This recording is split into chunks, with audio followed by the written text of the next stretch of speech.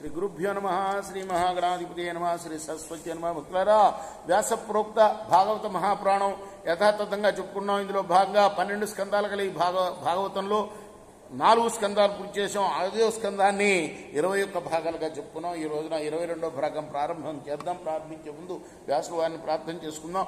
వ్యాసాయ విష్ణు రూపాయ వ్యాస రూపాయ విష్ణవే నమో వై బ్రహ్మణిదయే వాసిష్ఠాయ నమో నమః.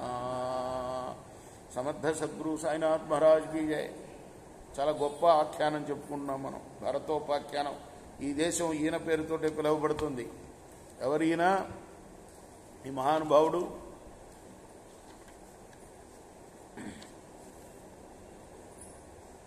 వృషభుడు యొక్క పుత్రుడు. వృషభుడు సాక్షాత్తు మహావిష్ణువు యొక్క అవతారం. ఆయన సన్యాసం తీసుకుని మరి మహాభినిష్క్రమణం చేసి తర్వాత ఈ భరతుడు రాజ్యానికి వచ్చాడు. ఆయన పేరునే ఈ భారతదేశం.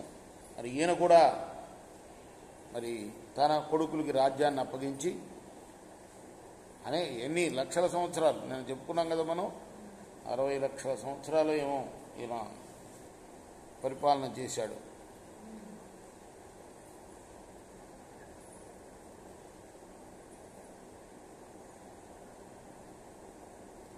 ఆ తర్వాత గండకీ నది సమీపంలో ఉన్న పులహ ఆశ్రమానికి వెళ్ళాడు ఈ భరతుడు.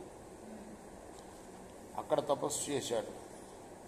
చాలా గొప్ప తపస్సు చేశాడు. అయినా కూడాను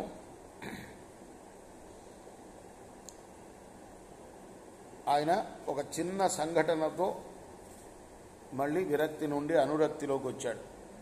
అది చెప్పుకున్నాం కదా లేడి పిల్ల గురించి. ఆ లేడి పిల్ల ఒక రోజున కనపడకుండా పోయింది. భరతుడు మనసు కాస్త చెదిరిపోయింది. ధనం పోగొట్టుకున్న వాళ్ళలాగా బాగా దిగులు పడ్డాడు.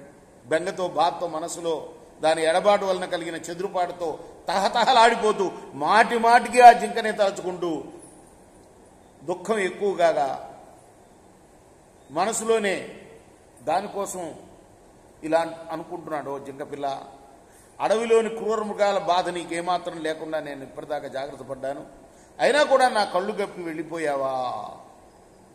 ఇలా ఎంతగానో ఆరాటపడుతున్నాడు మనసులో. అయ్యో తల్లి చచ్చిన ఈ జింక పిల్ల వచ్చి దురదృష్టవంతుడైనా నా పాలపడింది, ఇప్పుడు తప్పించుకొని పోయింది. ఇంకా నేనేం చేయాలి? అసలు ఆ జింక పిల్లని ఈ జన్మలో మళ్ళీ చూడగలనా? దాన్ని ఇదివరకులాగా ఏ విధంగా నేను కాపాడగలుగుతాను ఇప్పుడు? అయ్యో ఈ ఆశ్రమంలో మొలిచిన పచ్చి గడ్డి పరకలు తిని నవరమలాడుతూ అటు ఇటు తిరుగుతున్న నా లేడి పిల్లని ఏ సింహం పొట్టన పెట్టుకున్నదో కదా ఇలా అని అనుకుంటూ లేడి పిల్ల క్షేమంగా ఉండాలని భరతుడు మనసులో కోరుకుంటూ మళ్ళీ మరి ఎప్పుడు నా దగ్గరికి వచ్చి నన్ను సంతోషపెడుతుందా? నానా విధాలైన తన నడకల హొయలు ఎప్పుడు చూపిస్తుందా? ఎప్పుడు నన్ను మిరిపిస్తుందా?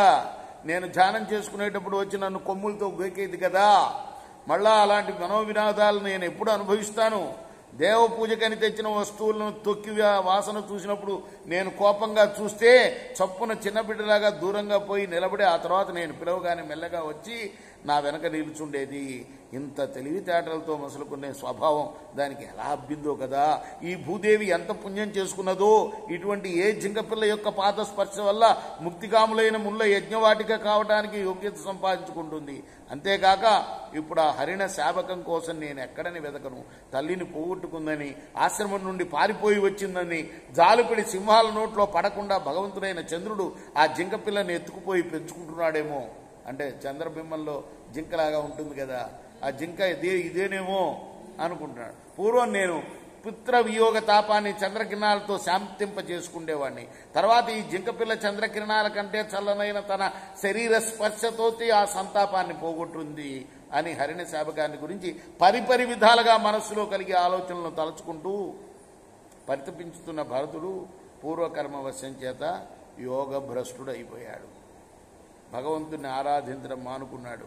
తనది గాని మృగజాతిలో పుట్టిన జింకపిల్ల మీద మమకారం పెంచుకున్నాడు అని సుఖయోగేంద్రుడు పరీక్ష నరేంద్రుడికి భరతుని కథ చెప్తూ మళ్ళీ ఇలా అన్నాడు. ఏమన్నాడో రేపు కొనసాగిద్దాం 23వ భాగంలో. కృష్ణార్పణమస్తు. సాయి కృష్ణార్పణమస్తు. శ్రీ సచ్చిదానంద సద్గురు సాయినాథ్ మహారాజ్ కీ జై. చేకోరా హారతి దిగో సద్గురునాథ దేవా సాయినాథ.